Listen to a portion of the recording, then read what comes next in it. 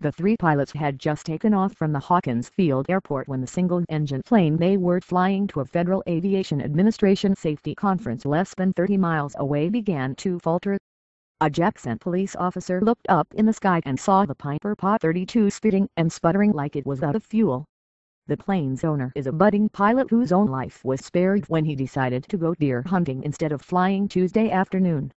WLBT reports that Michelle Latham, who owns the plane with her husband Roger, identified two of the people on board as John Tilton Jr. and W.C. Young. She did not identify the third person but said all three men were pilots.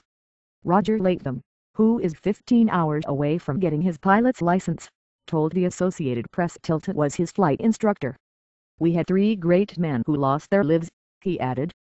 "I just want to wake up in the wild and say, grave accent, this didn't happen." Michelle Latham told the station the men were traveling to a Federal Aviation Administration safety conference. The couple's daughter Emily said that her father was supposed to go on the trip as well, but changed his plans. "He went hunting," she told WLBT. "Thank God." One of the aviators asked for permission to return to the airport, but just minutes later the plane went down.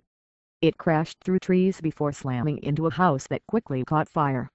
The deputy fire chief told WJTV-TV that one person escaped the burning home with minor injuries. The plane had just departed Hawkins Field Airport headed for Raymond, Mississippi, for the conference just 25 miles away. Roger Latham said his plane had been parked in a hangar for a month and they wanted to take it out for a short flight before he flew it to Gulf Shores, Alabama, for the Thanksgiving holiday.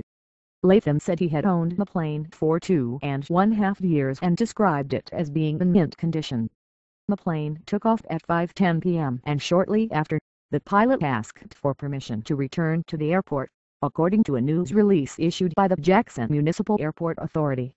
The plane was unable to return and crashed.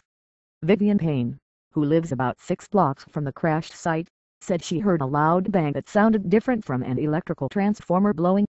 "It shook the walls of my house," Payne said as she stood among ambulances, police cars and fire trucks, their lights flashing in the chilly night air.